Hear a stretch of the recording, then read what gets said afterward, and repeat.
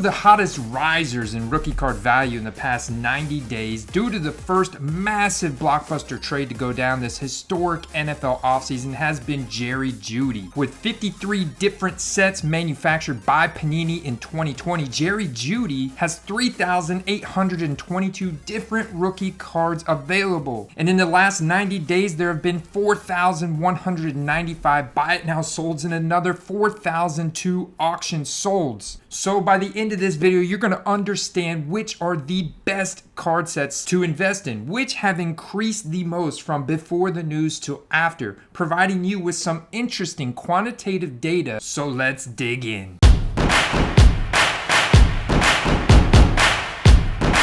Alright, real quick, if you're new here, welcome to the Football Card Quest. My name is Andy. If you want to learn all about football card collecting and investing, which are the hottest risers and fallers, and which are the best cards and card sets to invest in to maximize profit and selling, and all other really cool football card stuff, make sure you hit that subscribe button, that little bell notification icon, so you don't miss out on a single step.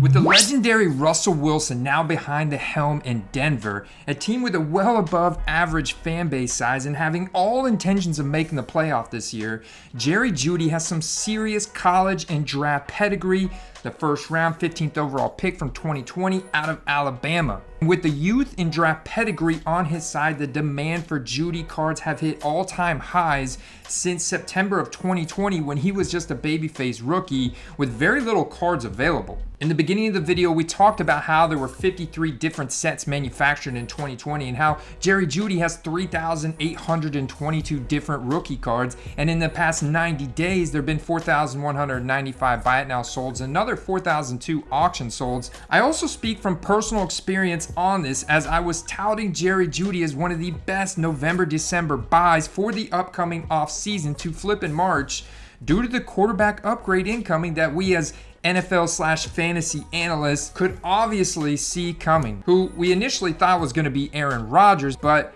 Russell Wilson is obviously fantastic for the Broncos as well. Since that news was dropped on March 16, 2022, I personally flipped every single one of my Jerry Jeudy autograph cards. I had 4 of them. I wish I had bought more, to be honest with you, but I flipped them for over 100% profit, closer to that 200% profit mark. So let's examine a variety of different cards and sets to see which have increased the most from then until now, specifically focusing on buy it now solds, providing some interesting quantitative data on which are the best sets to invest in for skill position players. First up is National Treasures.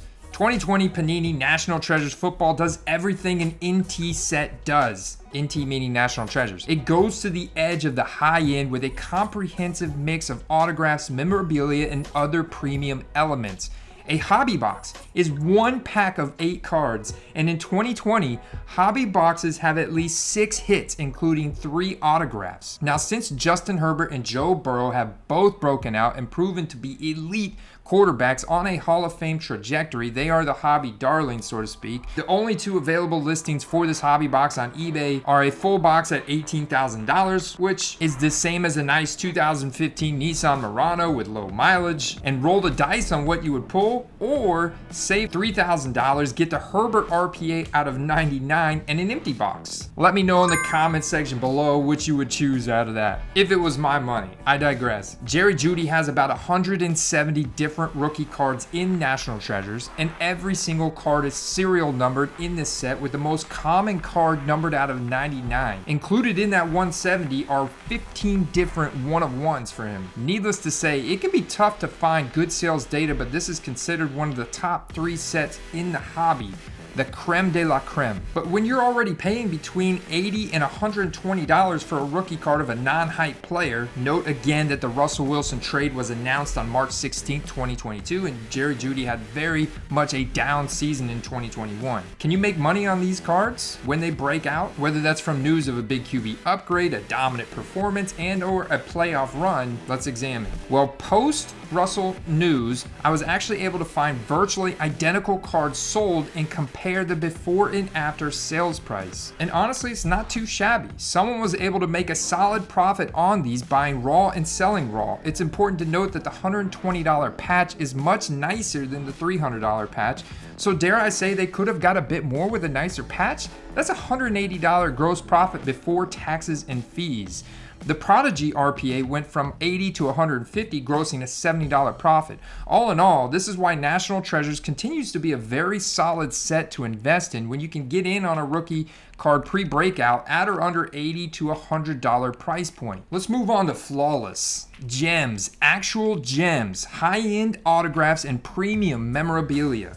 2020 Panini Flawless Football has them all. It is flawless after all, continuing to target a luxury level collector. Everything is numbered to 25 or less, and all signatures are on card. Each box has a total of 10 cards that break down to 6 autographs, 2 or 3 memorabilia cards, and 1 or 2 gem cards. The hobby boxes for 2020 run about $20,000. Yes, you're reading that right. Whew. But what about targeting specific singles from this set on underhyped players like Jerry Jeudy was before the Russell Wilson news? Well, I had to incorporate some sold auctions on this one to get a good picture of what the average market value was like, and came to the number of $146. Now let's examine what people were able to do after the Russ news. Because these are so rare, I was actually able to find 2 of the identical cards matching same exact serial numbers from before, but being sold by new sellers, which tells you these are guys on the quest. I came to an average after price of $270, grossing a $120 profit for the Ruby and just a $72 profit on the 25 out of 25. All in all, I look at the potential of flawless singles to be about an 85% increase on average. The key is to snipe these in auction for anything in that same range as we talked about National Treasures, that $80 to $100 range, to get the most bang for your buck. Panini Immaculate is one of the earlier super premium releases of the NFL season. And while not every autograph is on card, there are a lot that are. Since its debut, rookie autograph patch cards have been a central part of most every Immaculate release. Hobby boxes have only 6 cards, 5 of which are autographs or memorabilia cards, selling currently on eBay for $9,000. It doesn't seem too bad after looking at the National Treasures or Flawless box, but you get 4 fewer cards. Jeudy has 85 different cards in this set. A whopping 32 of these are one-of-ones. So needless to say, finding sold data can be tricky, but we hit the gold mine on the numbered out of 99 eye black autos and the numbered out of 99 shadow box autos. Surprisingly, I was able to find a $52.50 average on before sale prices on these. It was way trickier to find sold data after the news for whatever reason. Maybe a lot of the Immaculate buyers are more collection, long-term hold focused. Nevertheless, I did find some decent data. A common note I'm seeing is that if the patch is plain and only one color, this will hurt the potential resale value big time, as you can see again here. All in all though, computing an average resale price of $146.25 after the news, so the ones who are smart about it can expect about a 178% increase from before to after breakout, grossing about an $80 profit if getting into an Immaculate numbered out of 99 for around that $50 to $60 range. Again, entry price point and assets of the card are very important. Talking about assets in terms of the amount of colors in the memorabilia patch inserted within the card. And then of course the specific serial number that it is as well. You're gonna garner more resale value for a jersey number match or a bookend, whether it's 99 out of 99 or 1 out of 99. Now let's look at Optic Contenders and Base Contenders rookie ticket auto. Panini Contenders Football sticks with the brand's foundation of autographs built around a deep ticket theme going back to the iconic 1998, 99, and Y2K sets. Tom Brady's iconic rookie year. Contenders Optic maintains the same general design as Contenders, only with a flashier stock. It's like Donruss is to Donruss Optic. The ticket layout is of course the anchor, a feature that has long made the Contenders distinct. Base Contenders can be found in hobby and retail formats.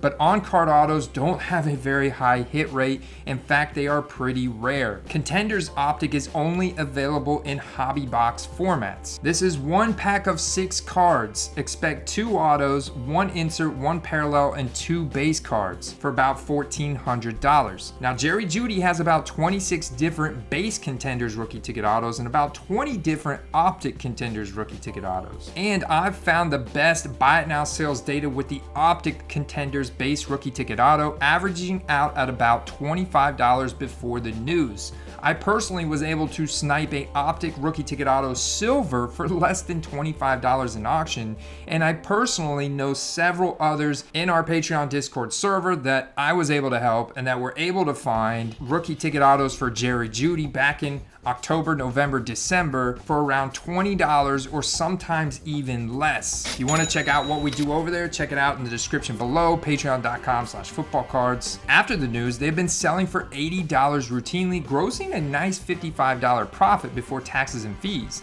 and the highest increase percentage of all the top sets to invest in that we have looked at so far. This further reinforces my belief that buying rookie ticket autos low, meaning non-numbered base Contenders and Optic Contenders rookie ticket autos for $25 or less pre-breakout will set you up to flip post-breakout for around $60 to $100 all day. So all in all, those are my top 4 sets to invest in when it comes to targeting singles of skill position players in the ultra modern football card market. But there are some honorable mentions. I want to talk about the common denominator that these sets have. Obsidian autos are an honorable mention, and Origin autos. However, I wasn't able to find enough good sold data to really paint a good before and after picture. Ultimately, from what I found, the common denominator is the autograph and or serial number with the design, plus the very, very important factor of entry price point. So to further illustrate this point of getting in at the right entry price point, let's look at what most people consider as the king set of the hobby, or the most liquid set of the hobby, and that is Prism, the Silver Prism Auto. So as you can see here, the before was an average of $60, whereas the average was only an average of $72.25. That's only a 20% increase in this card. Why did it do so poor? It's because of the entry price point I found on all the before purchases. They were already at $60 on average, which doesn't sound terrible,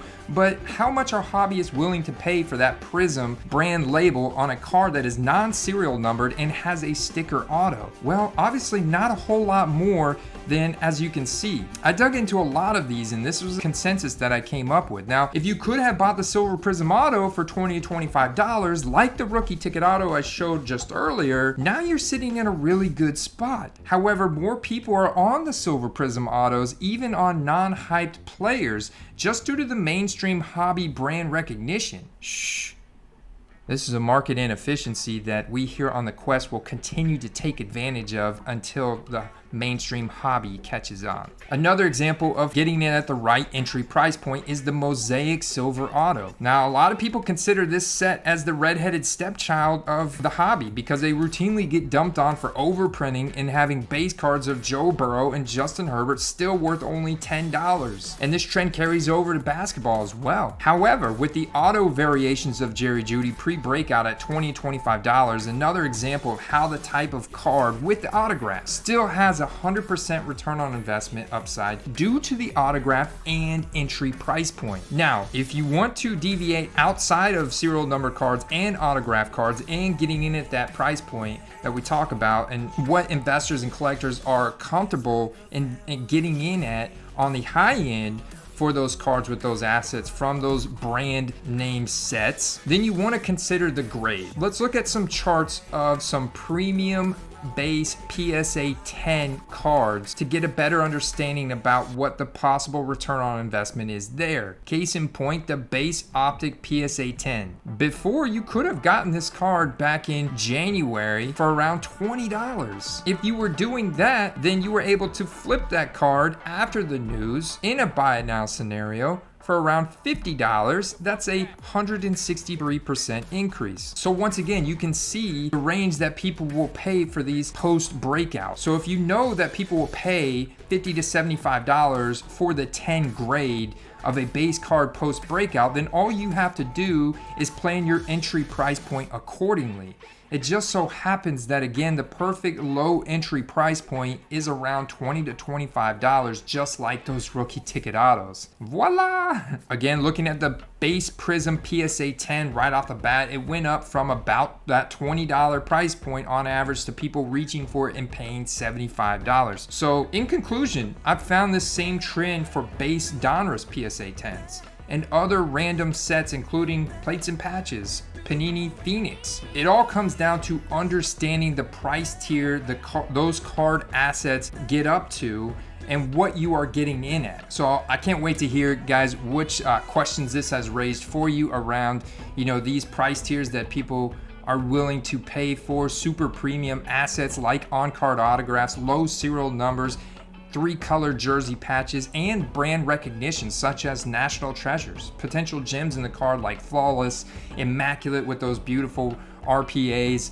rookie ticket autos with that deep ticket design that is so nostalgic, and then also grades, how people get hung up and are willing to pay up for grades such as the PSA 10 on base cards even. We see these transactions occur every day. So thanks for stopping by today on the Football Card Quest. I'll see you next time. Peace.